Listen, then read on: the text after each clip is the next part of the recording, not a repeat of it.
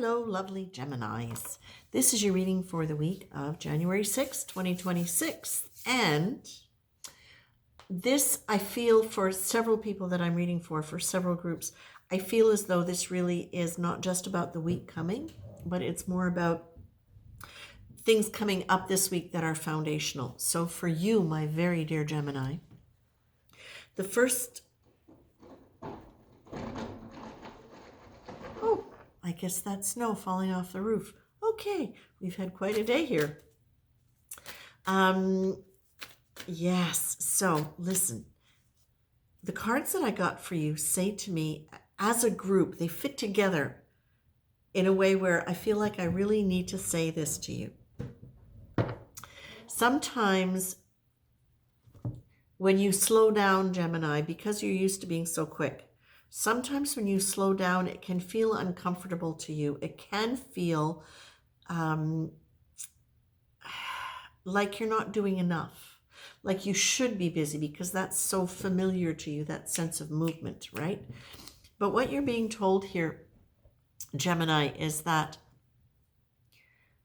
first of all, rest is very good for your nervous system because you do operate at a fairly fast, let's say your motor's revving a lot of the time because you're a very, very fast air sign. And so what you're being told is to remember that getting out of that really high octane kind of mental activity or physical activity is actually really resourcing for your nervous system. So do what you can do to create some kind of structure for yourself where you have integrated into your day things, activities, thoughts, whatever you do to calm down, to slow your thoughts, to get yourself into, deliberately to choose to put yourself into a different train of energy with your mind. Now, one of the things that can help you do that is to remember that you are connected. Well, connected. You are part of, you are a spiritual being. You are an energetic being. If the word spiritual for you throws you off, then let's just say you are an energetic being. You are a being of energy. And that as you are a being of energy, you are resonating with the world around you because that's the nature of energy. You can get to decide where you want your energy to resonate. Just because it's fast doesn't mean it's high. Okay? Just because it's slow doesn't mean it's low. What we're asking you to do is tune into and remember in those moments when you're feeling a compulsion to move.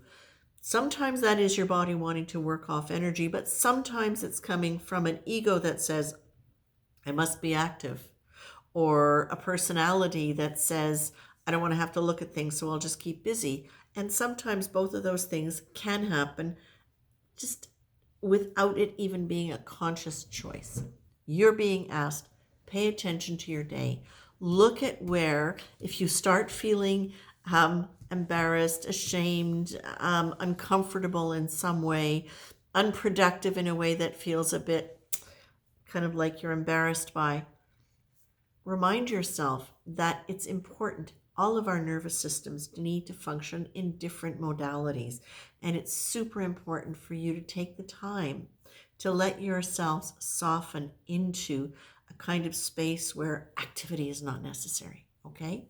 Now, the structured free flow thing is important in terms of setting yourself up something, especially for you because your mind works very busily, to set yourself anchor points in your day where you return to the awareness of the importance of allowing yourself to be in a different energy and to monitor your thoughts, check your thoughts and see where they're going and how you can pull them back.